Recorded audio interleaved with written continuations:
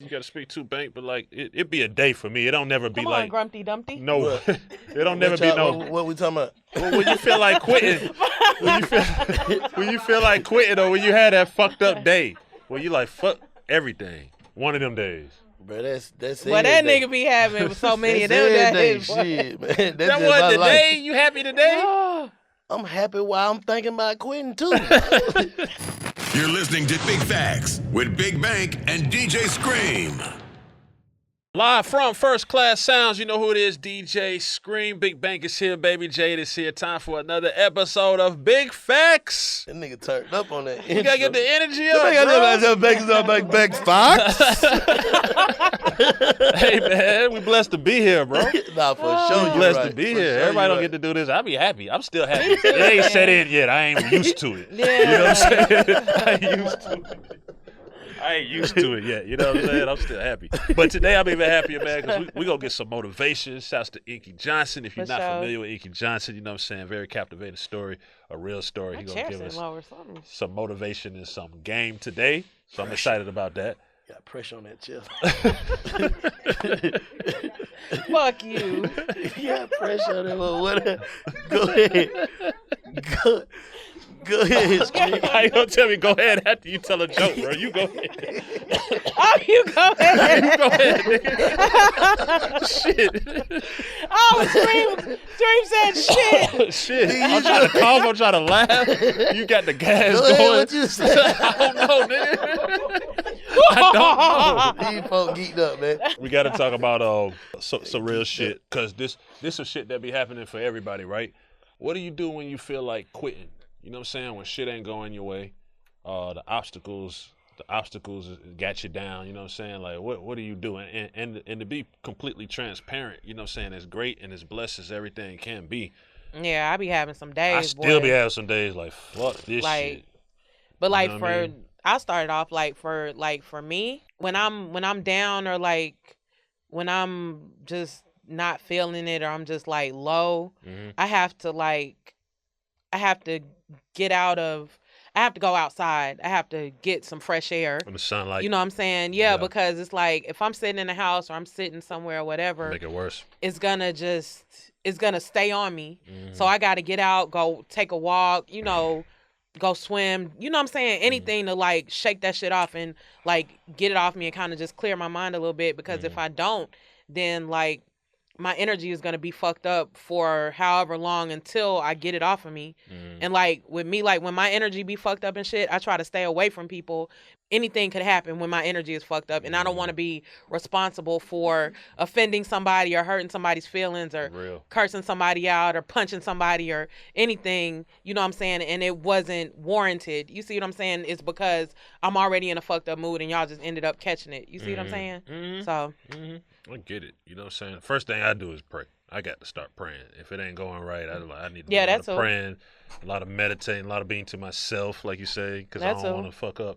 It always seems like sometimes when you having that I'm gonna quit day or that fucked up day, that somebody else's day might be going good. Yeah. But you don't want to be mad at them because they shit going good. It's just like, right, yeah, like I ain't no hater. I ain't no hater. I'm happy for you. Fuck, like it's just the day ain't it. Yeah, let me just stay over here until tomorrow. Yeah. I can't. I don't want to, I think that's a beautiful thing, though. Maybe in our space, you got to speak to bank, but like it be a day for me. It don't never be Come like on, Grumpy Dumpty. No, it don't never be no. What we talking about? When you feel like quitting, when you feel like quitting, or when you had that fucked up day, where you like fuck everything. One of them days. Bro, that's well, that nigga be having so many of them days. Shit, man. That was the day. You happy today? I'm happy while I'm thinking about quitting too. It's every day for me, man. Every day I wake up, want to do something different, man. That shit I guess that's what it is. I don't be want to quit. Nah, but like when you be having, move to the next shit. But how do you shake out of it or shake it off when you're having one of those days? Like, I just got down smoke. Just smoke me a blunt. Backwood a day, man, take the pain away. Real shit. You gotta fire up. Hey. Fire up. You can smoke that shit away, bro. We like got something in it to make you just be like, you can see that shit another way. That's a way to look at it. For me. I don't know what other for other people. Like, this shit I be smoking. I'm gonna tell you what a therapist told me. I do therapy and all that shit. I started a gratitude journal. Shit changed my life. Cause if you start writing down all the shit that's going right, I don't like my handwriting. That shit too ugly. I can't even read that shit when I got there. When I write the shit down, I can't even. I be like, what the fuck that was? Then spelling me off. I'd probably do it on my phone, probably. No, I'm just saying I get in the spirit of gratitude. You ain't got to write it down. But you can sit there and look at them 2 or 3, 4 things that's fucked up that day or that week. But if you start to think about, damn, I can walk, I'm healthy, I got food. Yeah, but you know another thing too, like you saying, like when you like have some shit that you're upset about or depressed about or down about and it's fucked up for you, another way to like kind of offset the shit is when you take that one thing that you are down about, think about 3 things that you're grateful for or 3 positive things and focus on those. And then I'm not saying that you'll forget about what you're down about, but it'll kind of help even it out to bring your spirit back up. Mm-hmm. Yeah. Bang, like I'm gonna smoke. Yeah, shit. Oh, bro, that shit. Man, one thing about it, man, you just gotta pray for the best, man. Prepare for the worst. I think, you know, kind of the purpose of this is to let our supporters and everybody know, like, you know, so we go through shit too. You know what I'm saying? I do a whole bunch of shit. We going through shit now. Right. Shit. Right. Everybody go through shit. Yeah. But you can't let that shit consume you, man. Definitely not. Like, for real. No, because if you focus, another thing that I've learned too is that if you continuously focus on the negative, become a reality, as opposed to the positive, then you block your blessings because God feels like you're ungrateful for what you already have. Mm-hmm. How you know what God feels like? Allegedly. Who told you that part though? Baba told me that. Oh, okay. Baba told me that. Shit. It ain't nothing else to say. Big fact. Hey, what you perceive and what you think about and what's in that brain a lot can become a reality. You know what I'm saying? I think we kind of spoke up or thought up. You know, it's all about manifestations. There it is. You know what I'm saying? So you got to just kind of be on that shit. And then it's different energies around here. You know what I'm saying? You got to fight them or you got to rebuke them, keep them away. You know what I'm saying? It's definitely. Man, you got to just know shit happen too. Like, shit happens. Yeah. You know what I'm saying? Like. It do be some people that be some shit when just you the talk way of the world, man. When you talk to some people though, they do be having, I guess you say, a stream of bad luck. Like I'm talking about. But that's see, what I say. niggas like that, you got to stay away from niggas like that. The unlucky, you got to stay the fuck away from them because that shit can rub off. So you ain't gonna help them or nothing, Jay. You got to be aware of your environment. What if they call you for help? If they call me for help, like my life just it ain't going right. What you think it is? You know how many of them calls a nigga get every day? No, but listen, if everybody need help, I might no for real. Listen, but I might not get too close to them and want to be with them every day. But I always tell niggas like, bro, have you evaluated? Some might not be right in here. You know what I'm saying? Like, evaluate that shit. Yeah, but real shit. I just talked about this on my Instagram the other day. Like, I'm the friend that we might not talk every day. We might not talk a whole lot, but if you need me, I'm most definitely pulling up. Yeah. And it's people that I don't fuck with anymore. Even though I don't fuck with them, like I'm still gonna, like you said, answer the phone for them. But the people that I don't fuck with, either I don't fuck with them because they crossed me, or I don't fuck with them because they just got some fucked up shit going on, and I don't want that shit to like spill over into my shit. Like we were talking about the unlucky people. But it's like at the end of the day, it's like you can help them, but you can only help them so much because it's like, why the fuck do you keep needing help? You have to evaluate like what's going on and why you keep being unlucky. And you got to stop pulling people into your shit. Like, help? Like that's crazy. Enough is enough sometimes. Right or wrong. You even got Cash talking. She don't never talk. Big fact. She said, why you ain't helping your situation, nigga?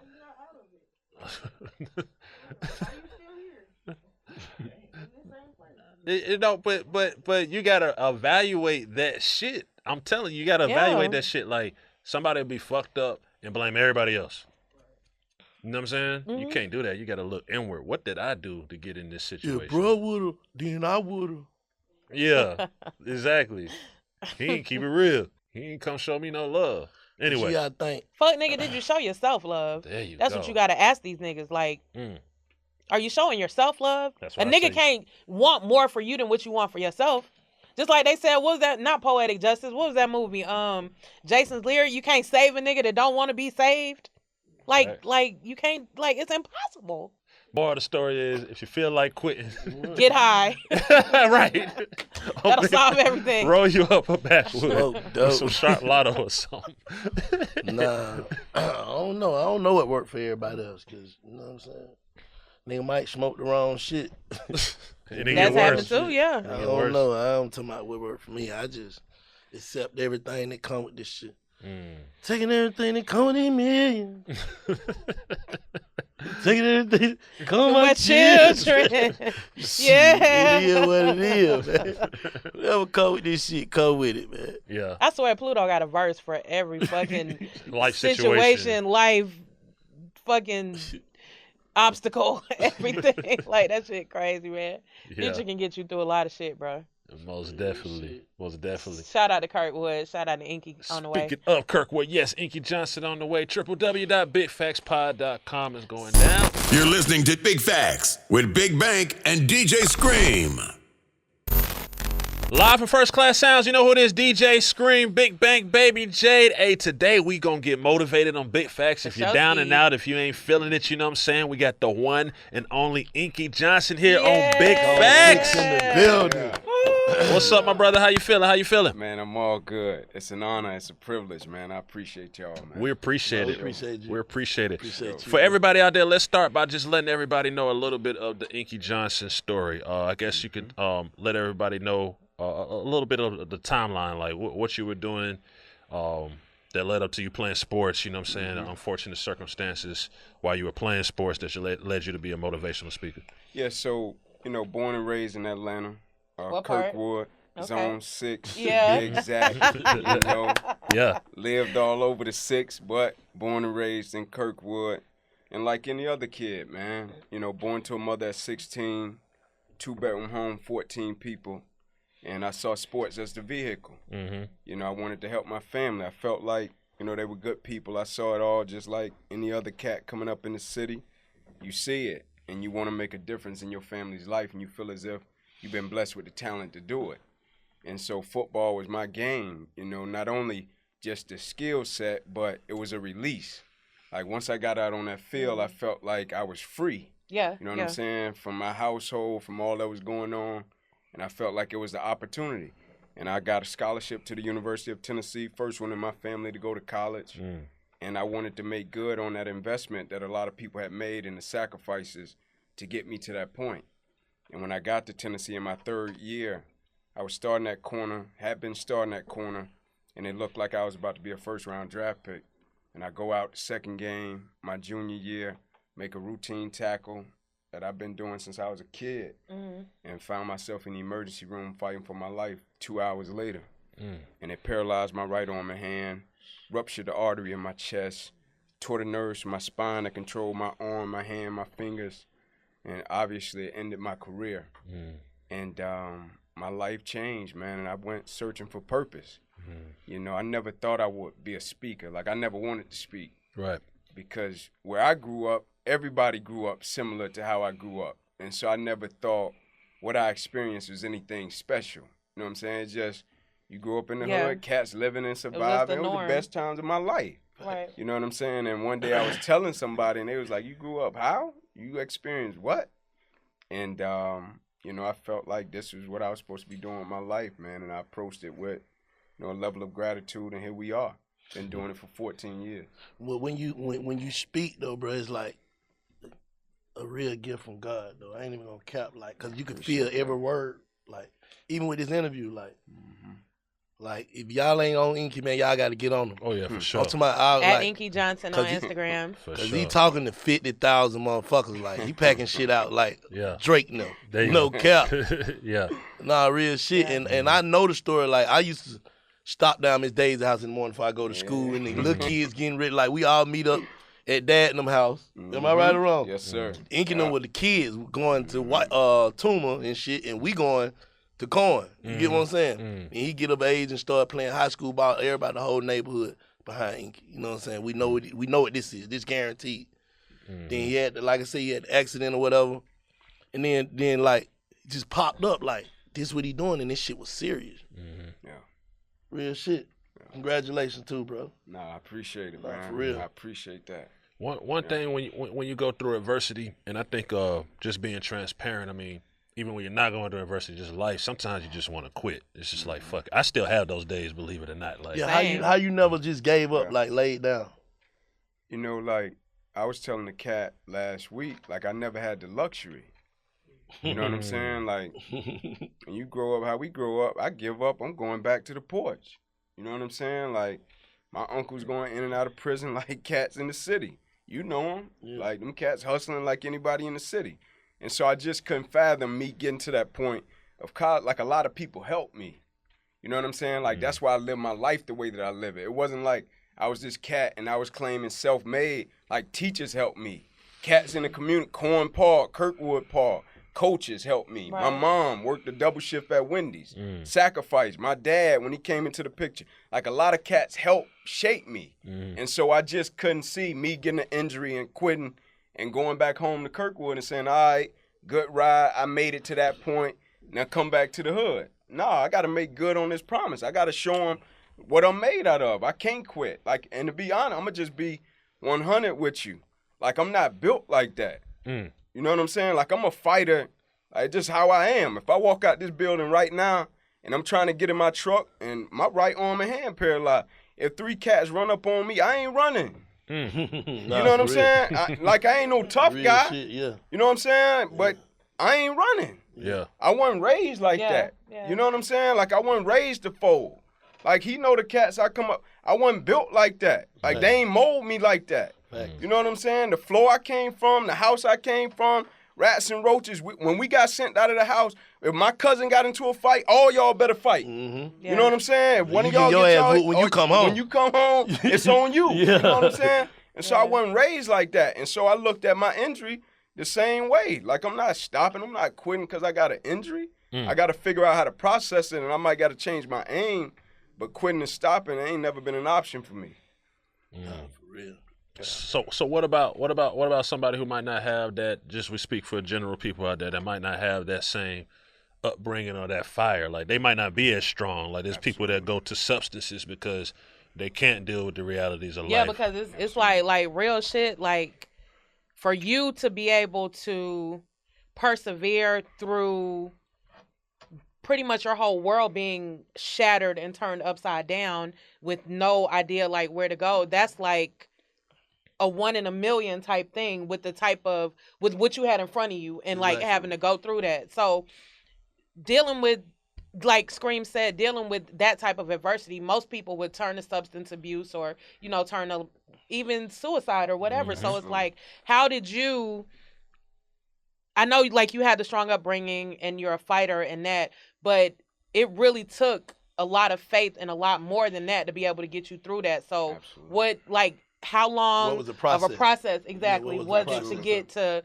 where you are now, to be okay with the fact that you'll never play football again and that was your dream? Absolutely. No, it hurt. Man, I cried. I was disappointed. I couldn't fathom it. I didn't think it was real. I would tell people all the time, I went to sleep early for like a month, like every day. You know what I'm saying? I'll just go to sleep early thinking, man, I'm going to wake up tomorrow and I'll be able to move my arm again. Yeah. You know what I'm saying? Like, I can't be paralyzed. You were kind of like in shock? Yeah, it was surreal. I've been working for this since I was 7. And then you tell me one day, it's like y'all come in here and do what y'all do every single day. Something happened, and the next day you can't use your limb again that you've been using your whole life without even thinking about it. Right. And so I'm thinking it can't be real. And in the process of that, they're bringing me different options to do. And they say to me, Ink, we want to get you to assisted daily living. And I was like, what's that? And they said, if you can go to a grocery store and you can hold a bag under your arm, that's a plus for us. If you can grab a pencil and you can write like a kid, that's a plus for us. But your arm and your hand will probably never be the same again. And I'm like, nah, I can't. Like, I sacrificed too much, right? And so like, this can't be the end of that. Yeah, I'm like, it can't be real. I go to sleep early again, wake up the next day, touch my arm, and at the time, I couldn't feel nothing on my upper extremity on my right side. Touch my back, touch my chest, and I couldn't feel it.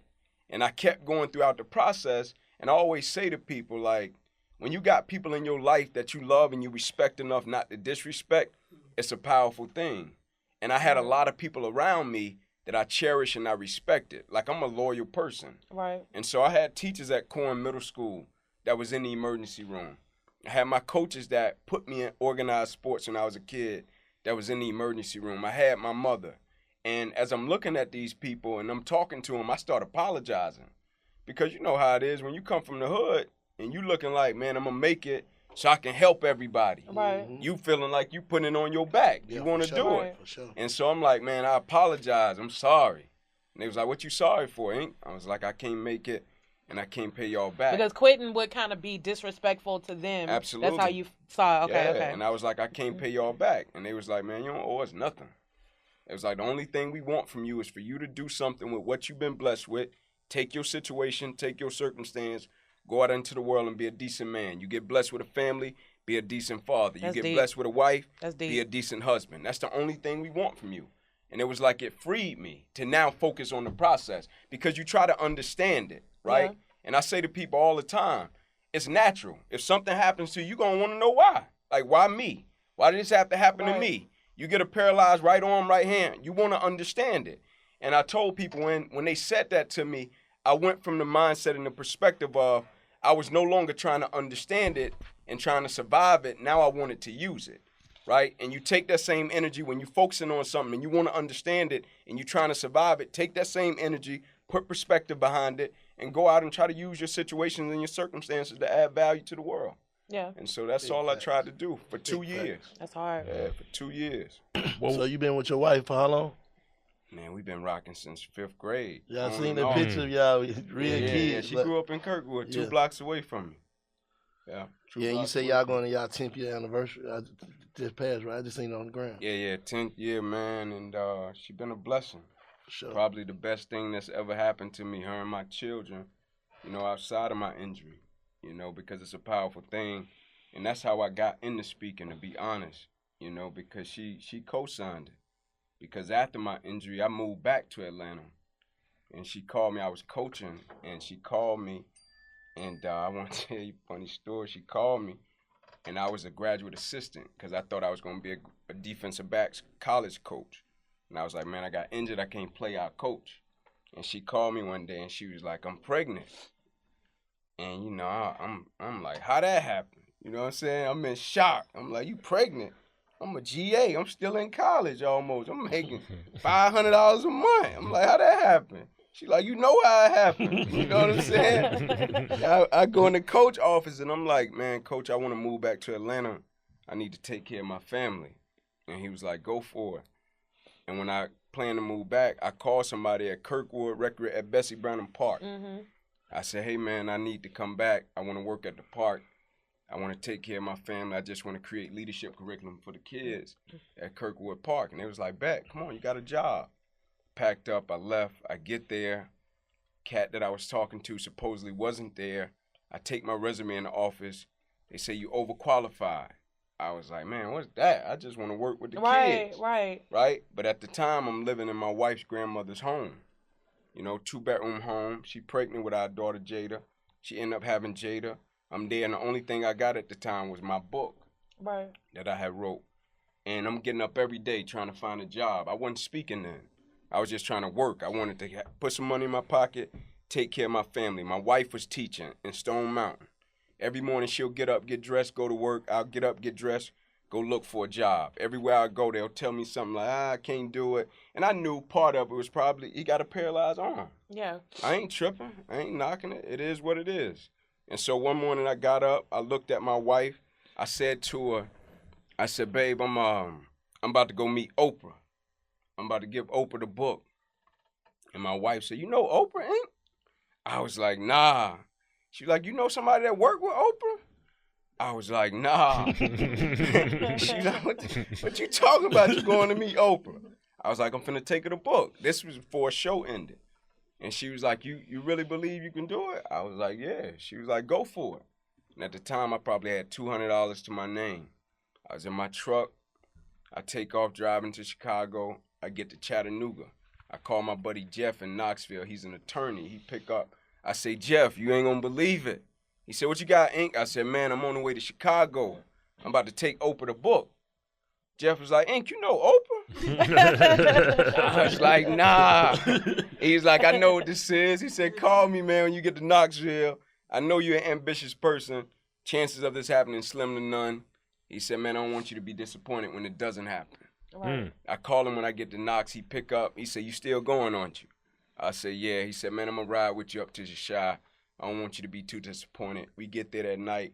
Jeff gets us a room. We get up the next morning. I go to the front desk. I say to him, man, can you give me the best possible directions to get to Harpo? They giving me the directions. Jeff is in a corner. I go to walk out the door. Jeff say, Ink, wait. He said, I'm going to get us a taxi. Get us a taxi. We pull up. This when our last shows was happening. So it's people everywhere, right? I get out. He say, man, I'm going to go to this coffee shop. I try to run into every door that I could see somebody coming out of or I see, right? I run up. I'm Ink. Man, I drove up from Atlanta. I just want to give Oprah my book. He was like, get out of here, man. We won't do that. I was like, man, y'all rude. I thought y'all be giving away cars and TV. I got a book, bro. Y'all giving me the 3rd degree. You know what I'm saying? I got a book, right? And I got so discouraged, right? I went around the back of the building. I sit down. I'm like, man, my wife gonna go off when I get back to the city. And everybody had made it in, and I get up and I'm walking down the sidewalk. And it looked like it was a homeless gentleman, right, sitting on the curb. I sit down beside my man. I say, how you doing? My man said, I'm great. He said, how are you? I'm like, I seen better days. The irony of the situation, right? I look up. I kid you not, coming down the sidewalk was Oprah and her security guard. I get up. I'm like, man, I'm gonna take my shot, right? And I'm thinking my man gonna come up and move me out the way. So I start walking toward her. She walking toward me. And she get right in front of me. I said, hey, I'm Inky Johnson. I drove up from Atlanta. I just wanted to give you my book. She grabs the book. She said, oh, that's nice. She gives it to my man. She grabs my suit. She shakes it, right? And I had on like a 2X suit, right? And she said, it's a nice suit. I think she was trying to see if I had some in it, right? I said, thank you. I said, can I take a picture with you? She said, sure. We take a picture. She said, I got to get in and do my show. I said, no problem. I went to walk off. Her security guard, after he closed the door, he said, hey, little man. He said, come here, man. I want to tell you something. Go over to him. He said, I'm not telling you anything is going to come of this. He said, I just want you to know what just happened. It never happens. He said, usually she'll tell me, go clear them out, let them go on about their business, or she'll take it and she'll probably never get the product. He said, I'm not saying you're going to be on a book club, show, none of that. I just want you to know what just happened never happens. I said, appreciate it. I send a picture home, family, friends, everybody respond, you gonna be on the show, Ink? I was like, nah, I don't know, I don't care. They was like, what you mean you don't know, you don't care? You gonna be on the book club? I was like, that moment wasn't about that for me. They said, well, what was it about? I said, man, I needed to know that God was still walking with me. You know what I'm saying? That's all I needed to know. I just was trying to figure out if God was still with that kid that grew up in Kirkwood, made it to college, got 8 games away from becoming a potential first-round draft pick, and then my life got shattered, right? And that was God showing me, like, nah, bro, I got you. Like, the moment wasn't even about Oprah. The moment wasn't even about the trip to Chicago. That was a faith journey for me. That was a faith walk for me. And so when I made the decision to speak and say, man, I'm going to be a speaker, I never called myself a motivational speaker. The world labeled me that. Right? But when I made the decision to do it, I just said, bro, I want to be obedient, right? And do what I feel the Creator has called me to do with my life. And that's how it started. What would you say to somebody who, and this is just a real question, like what would you say to somebody who don't believe in God or a higher power? What would you say to them? Yeah, one of my best friends don't. One of my best friends are atheists. You know what I'm saying? And I don't love him any less. I still got mad love for him. You know what I'm saying? And I let him work through his understanding of what the Creator means to him. But like I always tell him, like, man, I ain't trying to preach to you. Like, you believe what you believe, right? If it's Allah, if it's Catholicism, right? It's all good.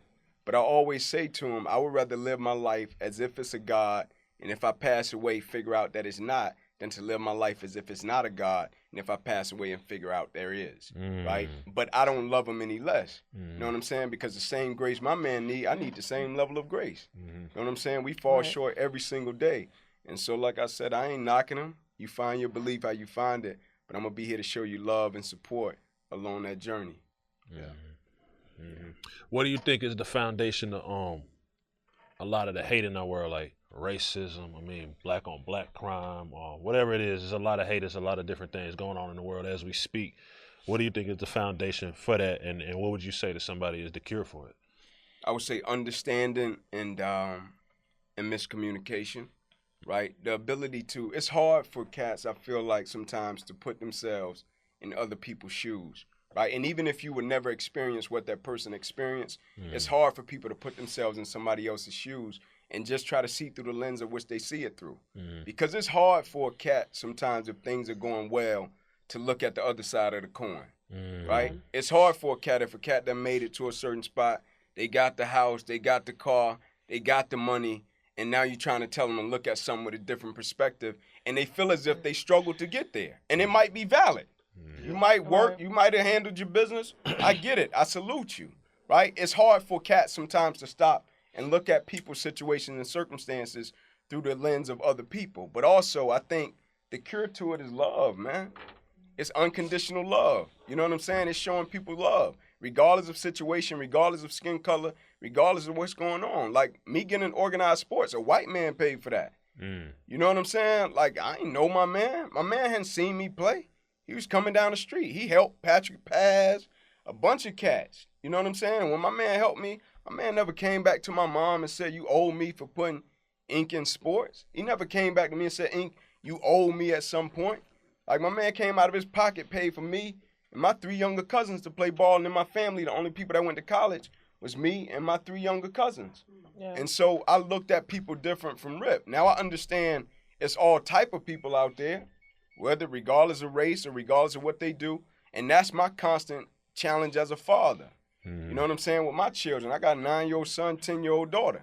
And so when something happens with the police in the world and they kill a black person, you know what I'm saying? And my children have had encounters with police officers, you know what I'm saying? And they bring the little K9 to their school at lunchtime and they know my man, Mr. Henry, or whatever. And then they see something on television or they see something on the internet that say, hey, police are this way. And then they come and ask their father. And I got to break that down when at the same time, my granddaddy, who you calling dad, I done seen polices when I was a kid kick our front door in and grab my grandfather out of his wheelchair, slam him on his face, and plant dope in the house. You know what I'm saying? I done seen that side of life. And so trying to balance that out with my children and also trying to balance that out with my perspective. Like, I'm in an industry and it's predominantly white, old men. It's predominantly white speaking, right? Every room I walk in, almost the whole crowd is almost white, right? When I do corporate events. And I walk in and I got on a collar shirt. You know what I'm saying? I'm not dressed in a suit. I got on jeans and a collar shirt. And so if I'm going in to speak to 150 insurance agents, probably 145 people white. And they older than me. And so off rip, they looking at me like, what my man got to say to me? Right. Like, my man, my son's age. What he got to tell us? And I'm backstage taking it dead serious. You know what I'm saying? I'm backstage taking it dead serious. Not because I want to be the best orator, best communicator in the world. No, I'm taking it serious because I know one day it might be another young cat coming up and he going to need that opportunity and I got to steward that right. You know what I'm saying? He going to need that opportunity and I got to go about it in the right way. It's a bigger purpose to it. And so when I get to rock and I get to play, I want to steward it right and do right by it. So when the next cat come in the door, they don't look at him as just a young African-American, young black man. They like, hey, that cat Ink that we brought in here, nobody has done it the way he did it. Let's get this cat an opportunity. Big fact. And so looking at things with the right perspective and constantly trying to balance it out, but also, man, having a level of grace and love for cats when they slip, because we all do. And I think sometimes cats get on that high horse and they forget that, you know. And so, yeah, I think that's it. Yeah. So with it being like, with your new path, you being the one that's always motivational, always uplifting everybody, always trying to be positive. When you get down and when you don't really feel like yourself or you don't really feel like being positive, who do you go to lift you back up and to put you back in the right mind space? Absolutely. I got people I talk to in every aspect of my life. And so I got somebody I talk to for marriage. Mm-hmm. I got somebody I talk to for fatherhood. Got somebody I talk to in speaking. And then I talk, to my uncles in prison. I talk to my uncles I still got uncles and cousins in the street. Right. That's trying to do what they do. I talk to my mother. I talk to my wife. I talk to my children. Right. And I use that as sources of inspiration, sources of motivation. And I think cats think sometimes, like, if they see me speak, that, like, everyday happy-go-lucky, you know what I'm saying? Yeah. Every day, like, oh, be positive. Nah. You know what I'm saying? Because I come from it. You know what I'm saying? I come from it. You know what I'm saying? I come from it. And, but I'm willing to fight for it. And what I mean by that is the mindset that I want to acquire. I'm willing to fight for my happiness. I'm willing to fight for my peace. And I'm willing to fight for the father, the husband, and the man that I'm striving to become. And I think it's important to have accountability in your life and people that don't just tell you what you want to hear, but people that tell you what you need to hear. And I got people around me in every aspect of my life that I remember when I first got married. I'm young and married, and I'm calling the dude that I talked to mentor me about marriage. And I'm like, man, she ain't doing this. She ain't doing that, man. She ain't doing this the way I want her to do it. She ain't doing this the way I want her to do it. And he listened to me. When I got done, he said to me, like, man, like, God didn't bless you with your wife for you to change your wife. Like, you can't change your wife. Right. Your position, your responsibility is to love your wife and work with your wife through whatever it is that y'all trying to get to. He said, I guarantee you what you just told me, if I get on the phone with your wife right now, she going to have a list twice as long. Shit about you. Like, I'm tired of this nigga being positive. I'm tired of him around here speaking. You know what I'm saying? I'm tired of him talking to the kids, trying to give them motivation. You know what I'm saying? Like, she going to be the same way. Yeah. And I had to respect it. But also, man, every single day, just trying to be a better man, like the quest for better. That's not perfect, but just trying to be a better man because, I come from a place to where we got our demons too.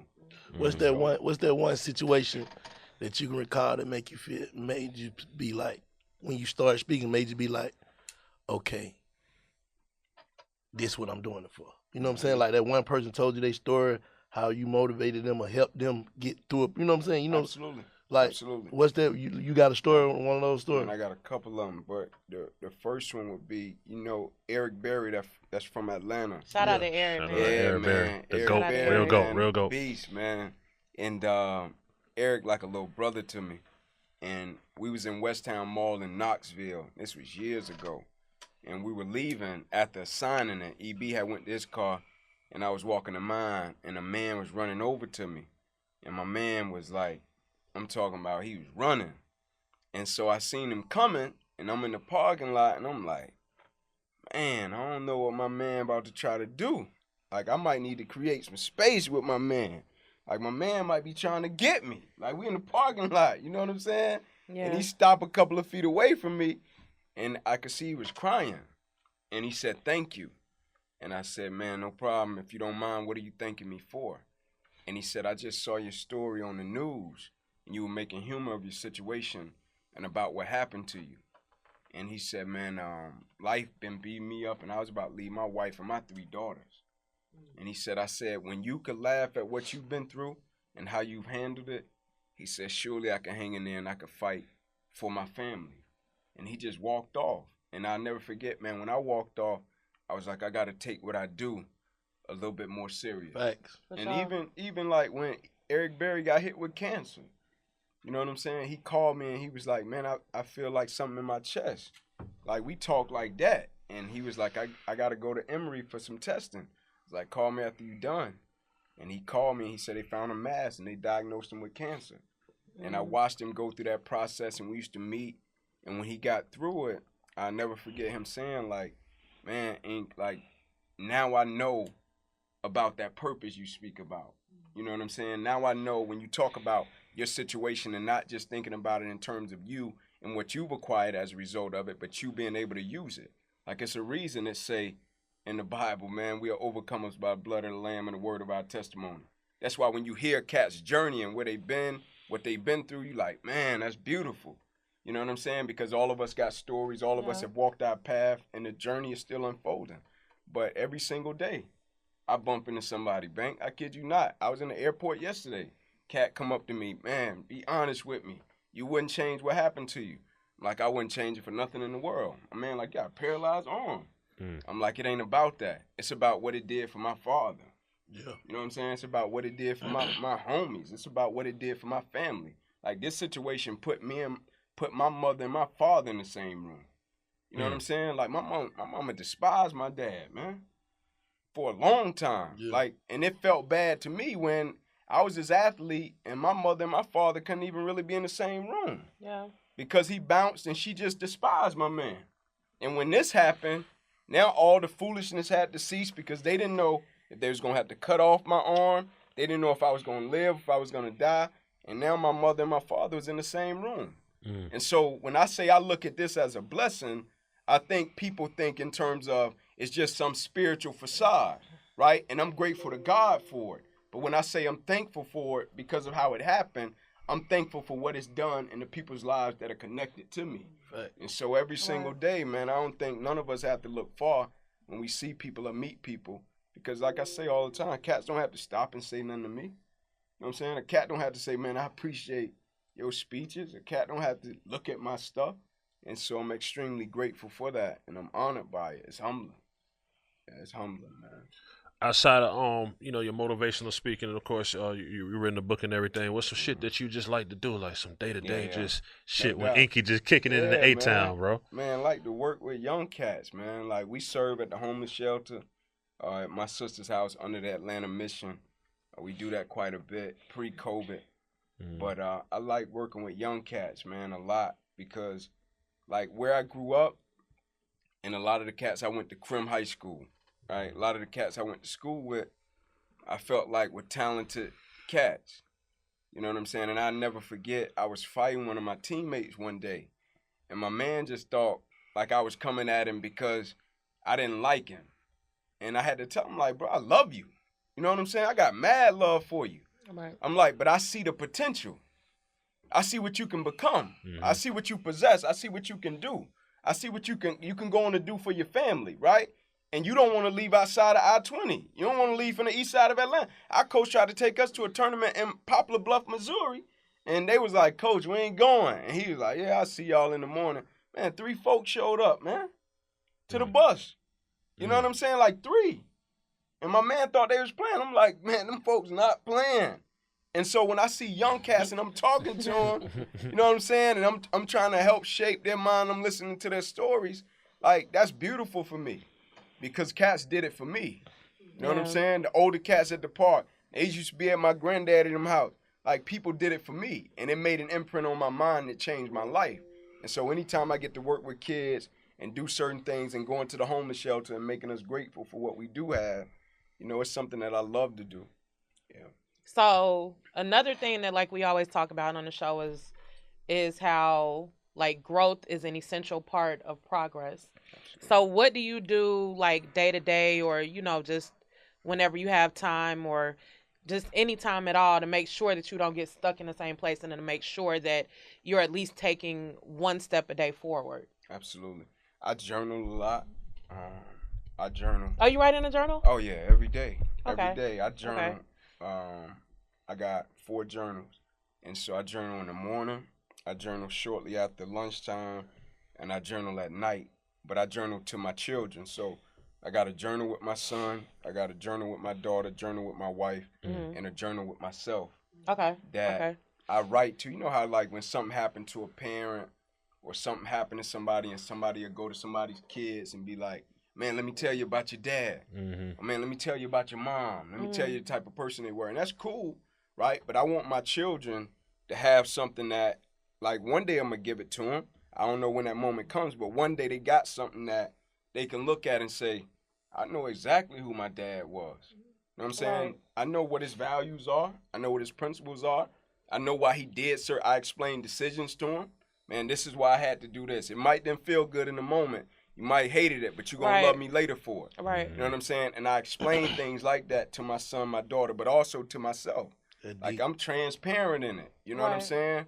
About my fears, about my future, about things that I need to work on. Like I told my wife yesterday, I'm like, man, I got something I need to work on. Like, I don't know if it's from the time I was a kid and I just experienced this and this how I cope. But, like, when I cut somebody off, I'm gone.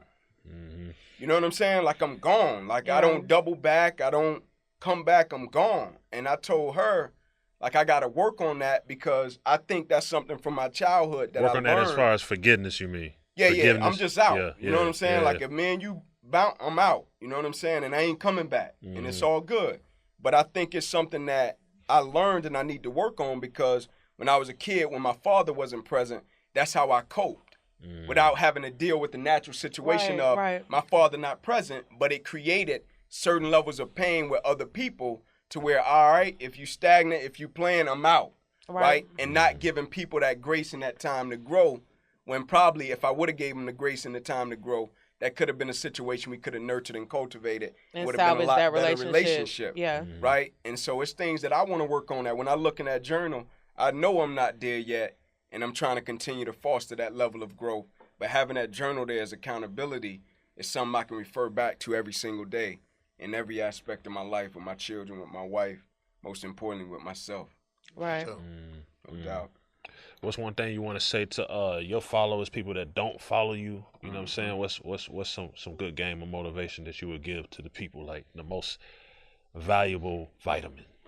Man, I would say don't take life for granted.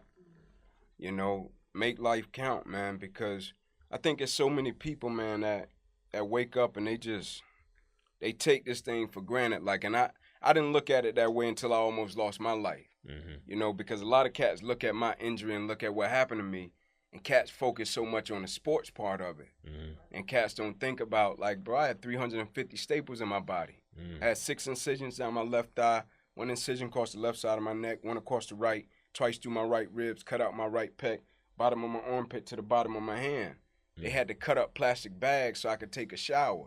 They was putting me on a jet back and forth from Tennessee to the Mayo Clinic in Rochester, Minnesota every week. You know what I'm saying? So it changed my life. It made me look at life different. And I'll never forget the first time I sat down in the Mayo Clinic in Rochester, Minnesota. It was like a little girl. Like, she was sitting where you sitting, screaming about distance-wise. She's probably like 11. And it looked like her face is falling off. You know what I'm saying? Her parents were sitting on the side of her trying to help her. I don't know what her condition was. And I'm like, man, she's like 11 or 12 years old. And it made me look at my situation totally different. But most importantly, it made me grateful for the gift of life, man. Like, make it count. Like, when it's all said and done for me, I want one life to be enough for me. You know what I'm saying? Like, when they come, I want to be like, I did it. You know what I'm saying? I lived it. I don't want to be the cat that's living with regret. I don't want to be the cat that's saying, man, I wish I could have this time to do this. Now, that takes a lot of courage, a lot of bravery, a lot of pain. You know what I'm saying? I want to patch up certain relationships. I want to do things differently. You know what I'm saying? I want to grow. And I think we take life for granted so much. We think people going to be here. I'm sure some cats that wanted to talk to DMX and say something and felt like I get to it. You know what I'm saying? I had that conversation and didn't get the opportunity to. Not because they didn't want to. Because we take life for granted and we feel as if we're promised something. Cats feel as if, oh, I'll get to it next year. How you know you promised next year? I thought it was certain things in my career I was going to get to. I'll get to it in the 5th game. I'll do it. 2nd game, my career was over, never to be played again. And so every single day, man, don't take life for granted. Go out, live it up, man. What's your do you still love the sport of football? I love it. You love it? I love everything about it, man. I'm not mad at the sport because it gave me so much. You know what I'm saying? It exposed my mind to a different level of life that it could never go back to what it used to be. Right? Like, when I'll never forget, Bank, I walked in there and I'm eating steak, shrimp, spaghetti. Like, I'm coming from noodles. You know what I'm saying? I'm like, boy, y'all get steak, shrimp, and spaghetti? Y'all get this every week. You know what I'm saying? Like, this gravy. Like, but also just the access that it gave us, the resources that it gave us. Like, all the you things. Seeing something different. Yeah, you see something different, but they lay it out for you. Yeah. You know what I'm saying? Like, you get everything. And so, Like I could never be mad at that. But also you basically saying that shit set your boy in life like this what I want, this how I want. Absolutely. I'm not going back to nothing else less than this. It exposed you to it. Yeah, exactly. Like they taking you to catering class, they taking you to what side to put your spoon, your fork, your knife. Like they give you everything. Yeah. You know what I'm saying? They put you travel, you on a plane, you getting everything, you go to a hotel, you 5-star, you staying in the best. Like they give you access to everything. And so I could never be mad at it. And then when my injury happened, they did right by me. You know what I'm saying? And I'm gonna be honest, I was thinking, man, are they still gonna treat me the same? Will they still do the same things they did for me when I was playing? But they did right by me. You know what I'm saying? They took care of me. And I can't do nothing but respect that. But also, I believe in destiny. I believe in fate. And so I don't live my life with regrets. I don't wish I would have grew up different. Nah, for real. You know what I'm saying? Like, I love the way I grew up. That made me who I am as a man. Like, if a cat came to me and said, you want to grow up in Malibu? Nope. I want to grow up in Kirkwood. I want to right down the street from the precinct. You know what I'm saying? That's where I want to grow up at. My mom. Yeah, I want to grow up the same way. And so when I look at my injury and what happened to me, I think it's destiny and fate for where I am now as a father, as a man, as a husband, as a friend. Like, it changed me, you know, in a good way, not just physically with the atrophy and me walking around. Like, if a cat see me, they gonna know. Like, man, something happened to my man's arm. But what it did for me internally as a man and my perspective, I'm forever grateful for that. And most importantly, God spared my life. God could have took me that day. But he felt as if I was worth it. And so he left me here. Do you think like a successful athlete or rap artist and everybody should seek different like aspects of life? Because sometimes it takes tragedy to make you open yourself up to other parts of life. But you like speaking to people, do you think like, man, there's other parts of life. It's more than just football. Right. It's more than just rap. It's more than just acting. You know what I'm saying? Right. Do you feel like people should seek different aspects of life?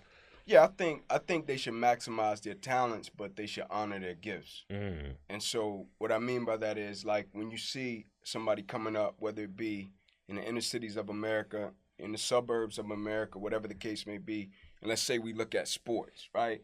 And a cat will come to a young cat that's playing sports and say, hey, man, look at some other things, right? Like, I done seen a cat stand on the stage and say, y'all don't need to play sports. Don't just focus on sports. And I'm like, but what if sports is that person's gift that God has blessed them with? Like a lot of my boys, right? They took the vehicle of sports, made a lot of money. Now they're dabbling in the business and other ventures in life and maximizing their gifts. But the vehicle of sports changed their family's life for generations to come. Yeah. And so I think they should honor their gifts and maximize them, whatever it is. Like, it's a lot of cats in entertainment that rap, that play basketball, whatever the case may be. If that's the vehicle, do that. But also maximize them talents. If you want to get in the media, right? If you want to get in the podcast, if you want to be a public speaker, if you want to do things with business, like, start doing it before it comes time for you to do it. Because a lot of cats, they play ball and they make their money, they do what they do. Or if something goes wrong, they want to wait, and then they got their back up against the wall and they trying to do it. Like, it's like when a cat say pray. Don't just pray when things are going like bad. Pray when things are going good too. And so while things are going good in your career, whatever you're doing, start venturing off into other things and maximizing your gifts. Yeah, because when your back is against the wall, you don't have a clear head to think with because you're panicking. Facts. Yeah. And it jades your perspective and how you do things. For sure. Right? Instead of it being about purpose, now it's about money. Because you feel as if your back is up against the wall. Necessity. And necessity. And not saying that there's anything wrong with money. You should get money for what you do. Just approach it with the right perspective and honor the gift, whatever it may be. Right. Right. Big shouts out to Inky Johnson, man, for giving us some positive vibes and positive motivation. I'm over here crying and shit. Like, what the fuck? Where can everybody go to if they're not familiar with you? Check you out online, your Instagram, anything, anyway, YouTube channel, all that. Oh, no doubt. It's Inky Johnson on everything, and on Instagram it's Inky Johnson Motivate. Because a cat stole my name. Oh, man. About a year ago, you know what I'm saying? Cat stole my name, so I had to come back as Inky Johnson Motivate. But, man, I just want to say from the bottom of my heart, man, for those that follow me and support me, I greatly appreciate it. You know what I'm saying? Because I know you don't have to, and that means the world to me. I'll never take that for granted. And for y'all, let me bless this platform, man. I greatly Greatly appreciate it, man. It's a privilege. It's a privilege, man. For sure. Appreciate you, my brother. We appreciate it. No doubt. Big shouts out to Inky Johnson pulling up the Big Facts. Y'all check us out online, www.bigfactspod.com. Salute.